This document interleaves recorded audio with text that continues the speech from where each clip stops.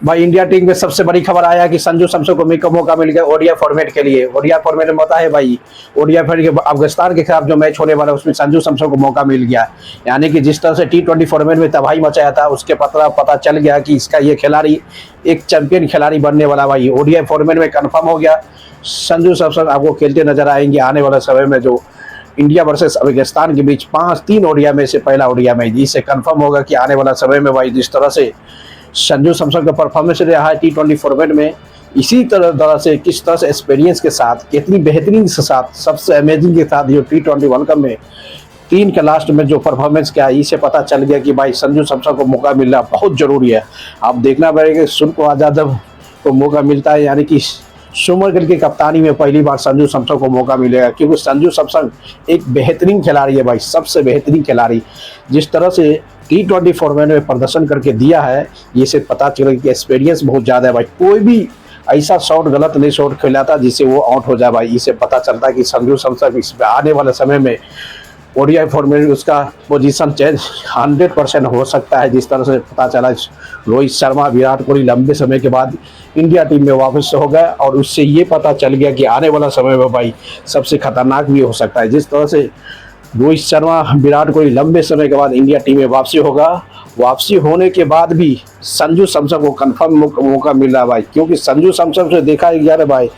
T20 format में जिस तरह से परफॉर्मेंस दिया है, सबसे अमेजिंग परफॉर्मेंस दिया। इसके पता कि जिस बेसिक में ये परफॉर्मेंस करके दिया है T21 में, यही खिलाड़ी लगता है कि ओडीआई फॉर्मेट में भी दे सकता है। इसलिए जो अफगानिस्तान के साथ जो सीरीज होने वाले ओडीआई फॉर्मेट में, उससे संजू सैमसन को कंसीडर कर लिया, क्योंकि संजू सैमसन को कंसीडर करना बहुत जरूरी है भाई। कोई भी ऐसी शॉट गलत नहीं खेला है, कोई भी ऐसी गलत शॉट नहीं खेला जिससे वो आउट हो सकता था भाई, कोई भी गलत शॉट खेला ही नहीं। ये से पता चल गया कि भाई जिस तरह से संजू सैमसन के परफॉर्मेंस लगा कि ओडीआई फॉर्मेट में उसका जगह हो सकता है। सुमन गिल की कप्तानी में पहली बार इंडिया वर्सेस अफगानिस्तान के बीच जो मैच होने वाला है, उसमें संजू सैमसन आपको ओडीआई फॉर्मेट में देखते नजर आएंगे, क्योंकि जिस तरह से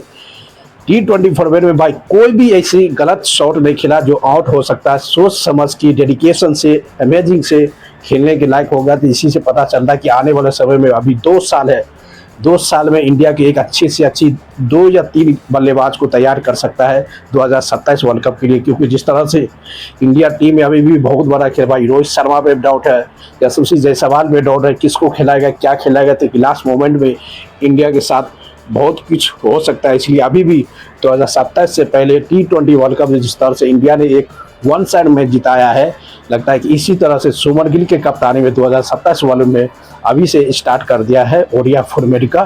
खिलाड़ी को। क्योंकि जिस तरह से भाई ओडीआई फॉर्मेट में 2 साल से पहले आपको पूरी तरह से रेडी हो जाना है, यानी कि रेडी कर लेगा भाई, 15 के 15 खिलाड़ी को रेडी कर लिया जाएगा, और रेडी होने से बाद तब 2027 के वर्ल्ड कप में तबाही मचाएगा। जिस तरह से T20 वर्ल्ड कप 2026 में तबाही मचाया था, उसी तरह से 2027 के वर्ल्ड कप में भी तबाही मचा सकता है। इससे पता चलता है कि दोस्तों आने वाला समय में इस बार बहुत तबाही मचने वाला है, क्योंकि जिस तरह से इंडिया टीम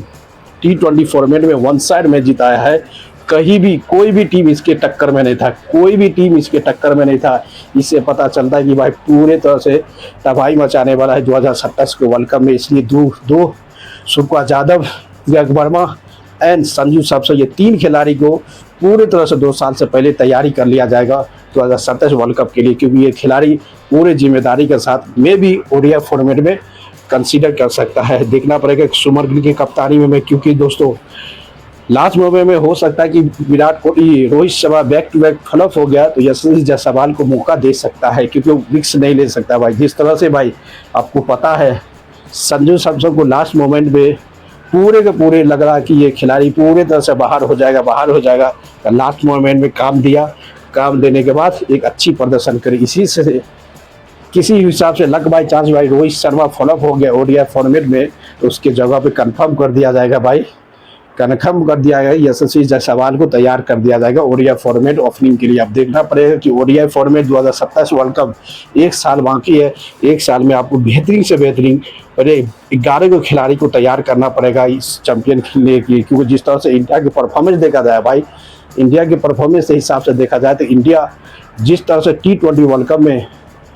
पूरे के पूरे सेलेक्टर खिलाड़ी गया था, जो कोई भी उसके टक्कर में नहीं था, कोई भी ऐसे खिलाड़ी उसके टक्कर में नहीं था। इसी तरह से ओडीआई फॉर्मेट 2027 के लिए इंडिया को तैयार करना पड़ेगा और बेहतरीन से बेहतरीन 2027 वर्ल्ड कप जो होने वाला भाई साउथ अफ्रीका में, और उसमें जाकर तबाही मचा के इंडिया एक चैंपियन के रेस में जा सकता है, जिसमें विराट कोहली, रोहित शर्मा तो होंगे, बल्कि कुछ ऐसे खिलाड़ी को तैयार करना पड़ेगा कि 2027 में जिस तरह से T20 वर्ल्ड कप 2026 में इंडिया ने वन साइड पूरा देश को उड़ा के रख दिया था, इसी तरह से अभी 1 साल है इंडिया के पास एक बेहतरीन खिलाड़ी बनाने का मौका मिलेगा 2027 वर्ल्ड कप से पहले। इससे पता चलता है कि भाई कुछ तो अलग मोमेंट होने वाला है, क्योंकि सूर्यकुमार यादव की परफॉर्मेंस से हिसाब से पता चला जिस तरह T20 फॉर्मेट में इंडिया ने एक वन साइड मैच जिता के भगाया है, इससे पता चलता है कि भाई 2027 गौतम गंभीर चाहेगा कि हमारे कोच में इंडिया लगातार 2 ट्रॉफी यानी कि तीसरा ट्रॉफी जीतते नजर आएंगे। अब देखना पड़ेगा कि भाई ओडीआई फॉर्मेट में सिर्फ 1 साल बाकी है, 1 साल में कितनी बेहतरीन से बेहतरीन और 11 यानी 15 खिलाड़ी को तैयार करता है 2027 वर्ल्ड कप के लिए। ये बहुत बड़ा इंपॉर्टेंट है भाई, क्योंकि जिस तरह से इंडिया के परफॉर्मेंस देखा जाए कि लाजवाब है T20 फॉर्मेट, बल्कि ओडीआई फॉर्मेट सबसे खतरनाक है भाई, क्योंकि ओडीआई फॉर्मेट अभी तो इंडिया उस तरह से अच्छा टीम नहीं माना जाता जिस तरह T20 फॉर्मेट में इंडिया का टीम है